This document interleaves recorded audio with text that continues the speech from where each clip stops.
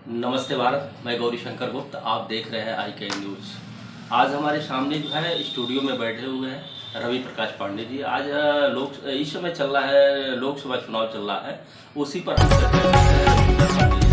रवि प्रकाश पांडे जी जो है लोकसभा का चुनाव चल रहा है, ये महापर्व के रूप में मनाया जाता है। और जैसा कि माहौल बना हुआ है कि जो है महंगाई और बेरोजगारी, ये महंगाई तो वास्तव में महंगाई तो है, ये तो मानना पड़ेगा कि महंगाई है। बेरोजगारी यानी नौकरी तो अभी सरकार दी नहीं है। तो इस पर मतलब क्या मतलब चुनाव में रुख बन रहा है? महंगाई और भ्रष्टाचार का मुद्दा हर चुनाव के तरह इस चुनाव में भी जो है कायम है। भाजपा का जो पुराना ग्राफ था वो अंतर जरूर आएगा इस साल। लड़ाई इतनी आसान नहीं रहेगी भाजपा के लिए। और जहाँ तक मुद्दे की बात करें, स्थानीय स्तर पर महंगाई और बेरोजगारी के जो है मुद्दे जो है मायने रखते हैं, लेकिन राष्ट्रीय स्तर के मुद्दों में कुछ मुद्दों में भाजपा जो है मजबूती से खड़ा हुआ है और कुछ मुद्दों में जो है भाजपा पहले की तुलना में उसका ग्राफ बहुत कम हुआ है। आने वाले 4 तारीख को नतीजे हो सकता है कुछ भी हो, लेकिन भाजपा का ग्राफ कुछ ना कुछ कम होगा। अगर वो जीतता भी है चुनाव तो इतनी आसान जीत नहीं होगी भाजपा के लिए। कुशीनगर की समीकरण की अगर बात करें वर्तमान समय में, तो सपा के मुखिया ने जो टिकट दिया है, और जैसा कि अजय सिंह और पिंटू सिंह सहतवार की बात आ रही है, भाजपा में जो है विजय दुबे हैं जो निवर्तमान सांसद भी हैं, और पूर्व मंत्री रहे स्वामी प्रसाद मौर्य भी हैं, और बहुजन समाज पार्टी से भी यहाँ पे है। लेकिन लड़ाई तो मतलब देखा जाए कि चारों में लड़ाई है, और जातिगत लड़ाई हो चुकी है। और जातिगत लड़ाई में जो है ये किसकी पलड़ा भारी हो सकती है? ये लोकतंत्र के लिए बिल्कुल अच्छी बात नहीं है कि जब आपका निर्णय जो है जातिगत आधार पे आए, और जहाँ राष्ट्र के विकास की बात है वहाँ जातिगत आधार हो किसी चुनाव के लिए, किसी व्यक्ति के चुनाव के लिए, ये बिल्कुल जो है राष्ट्र हित में नहीं है। जहाँ तक प्रत्याशियों की बात है, भाजपा के प्रत्याशियों से भी कुछ खेमा, हर वर्ग से कुछ ना कुछ कहीं ना कहीं निराशा है। सपा के प्रत्याशी से भी कहीं ना कहीं किसी वर्ग में निराशा है, जो बुद्धिजीवी वर्ग हैं या फिर किसी ना किसी जो है अच्छे विचारधारा से, या कुछ इनकी विचारधारा होगी जो निराश हैं, जो प्रत्याशी के चयन से संतुष्ट नहीं है। जहाँ तक स्वामी प्रसाद मौर्य की बात है तो वो प्रदेश स्तर के जो है कद्दावर नेता हैं। उनकी अपनी एक अलग छवि है, विपक्ष के लिए जैसे भी रहे हो या फिर जो है उनके पक्ष के लोगों के लिए जिस रूप में हो, लेकिन उनको नकारा नहीं जा सकता। वो 2009 में जो है दूसरे नंबर पे रह चुके हैं, और जो है कुंवर आरपीएन सिंह को जो है उन्होंने काफ़ी नज़दीक तक पीछा किया था। उस समय कांग्रेस से वो विजयी रहे थे 2009 में, और लगभग 20,000 का अंतर था। और इस बार भी चुनाव लड़ रहे हैं वो ओवैसी की इसके, और जो है चंद्रशेखर जो है रावण के जो है सहयोग से, जो है आज़ाद समाज पार्टी के सहयोग से, तो हो सकता है दलित और मुस्लिम वोट अगर उनके तरफ बढ़ते हैं तो इसमें कोई दो राय नहीं है कि कुशवाहा समाज उनके साथ लगा हुआ है और कुछ ना कुछ जो है उनके साथ जा रहा है। तो खैर ये 4 तारीख को तय होगा। अगर स्वामी प्रसाद मौर्य 20 पढ़ते हैं तो भाजपा के लिए लड़ाई और जो है कठिन हो जाएगी।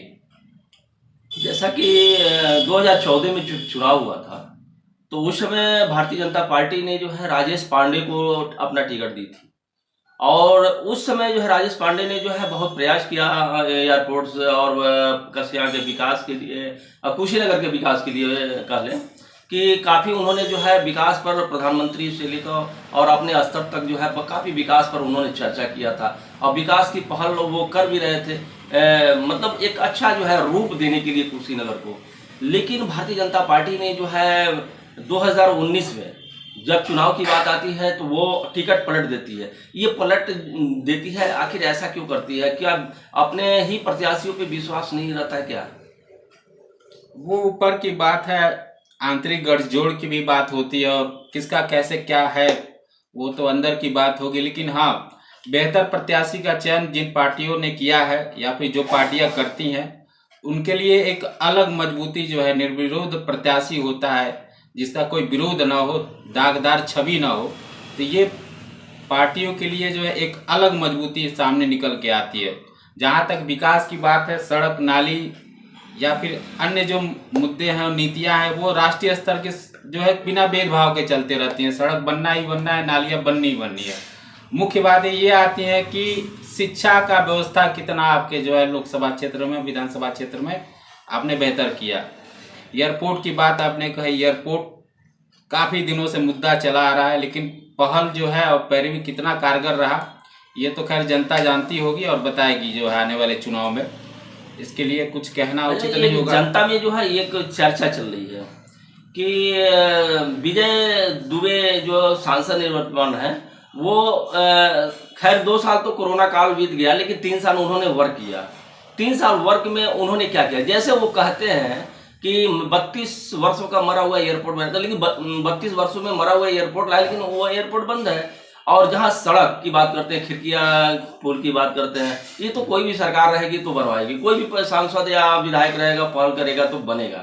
तो विकास की अगर हम बात करें तो विकास में तो छोटे छोटे उद्योग होते हैं, उस पर ये अपना जो है विचार नहीं रखते हैं, सांसद में बोलते नहीं है, कहते नहीं है, उनकी आवाज़ कहाँ तक सुनी जाती है, इसीलिए विकास काफ़ी पीछे हो जाता है। शिक्षा की अगर बात करें तो शिक्षा काफ़ी दिन प्रतिदिन महंगी होती जा रही है। तो देखा जाए, गरीब की बात करते हैं, पिछड़े वर्ग की बात करते हैं, तो पिछड़े वर्ग की अगर बात करते हैं तो गरीब की बात करते हैं, तो हर वर्ग में जो है, हर समुदाय में गरीब और जो है मध्यम वर्ग के लोग हैं। तो शिक्षा, आखिर उनके घर में एक ब्रिलियंट लड़का होता है तो अपनी शिक्षा को इतनी महंगी शिक्षा कैसे दिलाएगा? इस पर बड़ी विचारणीय प्रश्न है ये लोकतंत्र के लिए हमारे लिए एक अवसर होता है कि हम बेहतर चयन करें, और हमारा विकास हमारे चयन के ऊपर आधारित रहता है कि हम कितने बेहतर जो है प्रतिनिधि को चुन के लोकसभा तक भेजते हैं। अगर हमारा चयन खराब है, हमने गलत चयन किया है, तो निश्चित तौर पे जो है आने वाले जो है हमारे कल के लिए ये बेहतर नहीं होता, और कहीं ना कहीं से कुछ कमियां नज़र आ ही जाती हैं। सड़क नाली ये सब मुद्दे जो है अब आम तौर पे जो है शून्य हो चुके हैं, और राष्ट्र का जो है विकास एक समान जो है सड़क नाली के तौर पे हो रहा है। इसमें कहीं दो राय नहीं है कि कहीं से अब जो है सड़क नहीं है, कहीं नाली की व्यवस्था नहीं है। थोड़ी सी जो है शून्यता है, कमी है, लेकिन विकास चल रहा है। अभी वर्तमान में मुख्य मुद्दे ये हैं कि आपका विकास कितनी तेजी से हो रहा है, शिक्षा कितने जो है तेजी से है, स्वास्थ्य की कितनी उत्तम व्यवस्थाएं हैं, ये मुख्य मुद्दा है। तो खैर जो है हम जितना बेहतर निर्वाचन करेंगे, जितने बेहतर प्रतिनिधि मतदाताओं के ऊपर ये डिपेंड करता है कि हम कितना अच्छा जो है हम प्रत्याशी को चयन करें। ये चुनाव, ये लोकसभा का चुनाव जो एक अवसर होता है मतदाताओं के लिए, जिसका लाभ उनको 5 सालों तक मिलने वाला है, और वो एक दिन के मतदान से 5 सालों का लाभ पाएंगे। 5 वर्षों में जो है चुनाव पड़ता है, 5 वर्षों में मतदाता जो है उनका एक अधिकार मिलता है। जितना बेहतर चुनाव करेंगे उनके विकास के लिए उतनी बेहतर, उनके भविष्य के लिए उतनी बेहतर बात होगी। अच्छा, हम ये इस पर चर्चा करें कि राष्ट्रीय स्तर पर हम बात कर रहे हैं कि अक्सर देखा जाता है कि जो है नेशनल चैनल जब किसी देश के प्रधानमंत्री या मुख्यमंत्री की अगर वो चर्चा करते हैं, अपने इंटरव्यू में बुलाते हैं, तो जैसे इंटरव्यू में जो प्रश्न पूछते हैं उससे भटका कर जो है लोगों को जो है, और मीडिया को भी भटका कर जो है वो जो है अपनी बात को कहने लगते हैं। तो इस तरह की जो है वो देश की बात नहीं करते हैं, विकास की बात नहीं करते हैं, शिक्षा पर बात नहीं करते हैं, चिकित्सा पर बात नहीं करते हैं, और भटका कर जो है ये कहानी मतलब शुरू कर देते हैं अपनी। ऐसा मतलब देश के प्रधानमंत्री और मुख्यमंत्री की ये शोभा देता है? ये एक जो है पुरानी जो राजनीति का स्तर था, उस राजनीति के स्तर में भटकाव नहीं था, और ये राजनीति का स्तर झूठ और भटकाव पे आधारित हो गया है। ये पूर्णतः जो है पेशेवर राजनीति जो कहा जाता है, उस तरह की व्यवस्था हो गई है। पहले समाज हित को ध्यान में रखकर राजनीति की जाती थी, अब जो है सत्ता को ध्यान में रखकर राजनीति की जाती थी। और जब बात सत्ता की होगी तो सत्ता तक पहुंचने के लिए राजनीतिक पार्टियां, राजनीतिक व्यक्तित्व हर दांव पेच लगाने को तैयार रहेंगे, और इसको आम मतदाताओं को समझना है, आम व्यक्ति को समझना है, ताकि उसके साथ कोई आने वाले समय में छल कपट धोखा ना हो, और वो अपने भविष्य के लिए, अपने देश के लिए बेहतर जो है चुनाव कर सके।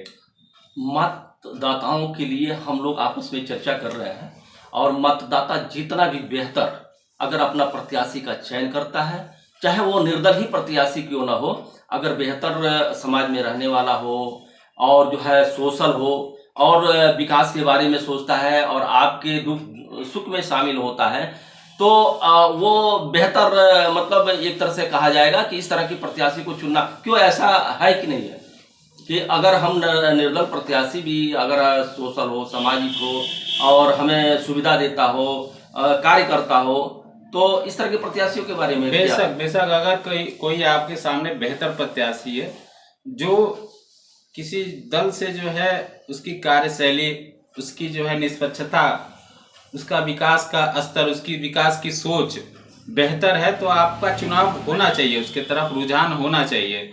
और उन दलों को भी तमाचा लगना चाहिए कि वो जो प्रत्याशी हमारे ऊपर थोप रहे हैं उनको तमाचा लगना चाहिए कि वो बेहतर प्रत्याशी हमको दे, ताकि हम उनके दल की, उनकी विचारधारा के तरफ जो है आगे बढ़ सकें, ना कि किसी को जो है अपनी विचारधारा की आड़ में किसी को हमारे ऊपर थोप दे और हम उनका चयन करें और वो हमारी बात, हमारे विकास को अपने सदन में ना उठा सके, ना उसको जो है पुरजोर तरीके से रख सके, ना हमारे पक्ष में, ना हमारे अधिकार के लिए वो कार्य कर सके, जिससे हमारा विकास ठप पड़ जाए। जी हाँ, मैं कहना चाहूँगा मतदाताओं से कि प्रत्याशी का चयन करें ताकि आपको 5 वर्ष तक आपको पछताना न पड़े। आज हमारी बात हो रही थी सिटी ओपिनियन रवि पांडे जी से और खास बिंदुओं पर चर्चा हम लोग कर रहे थे। और आपको ये वीडियो अच्छा लगे तो आप शेयर और लाइक करना न भूलें। नमस्ते।